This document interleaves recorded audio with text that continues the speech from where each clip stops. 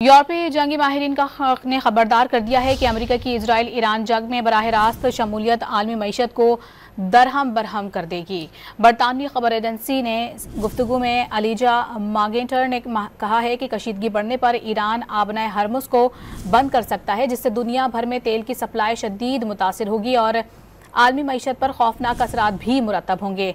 Brussels में मुकीम expert ने मजीद कहा है कि इजरायली की मजीद जंग लड़ने की सलाहियत का इन्हिसार भी अमरीका पर ही है, जो कि उसे पैसे और हथियार देकर सपोर्ट करता है।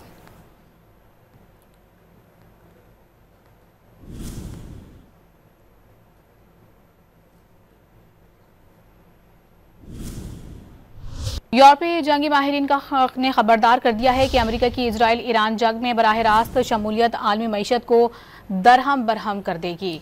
बरतानवी खबर एजेंसी ने गुफ्तगू में अलीजा मागेंटर ने कहा है कि कशीदगी बढ़ने पर ईरान आबनाए हरमुज को बंद कर सकता है, जिससे दुनिया भर में तेल की सप्लाई शदीद मुतासिर होगी और आलमी मईशत पर खौफनाक असरात भी मुरतब होंगे।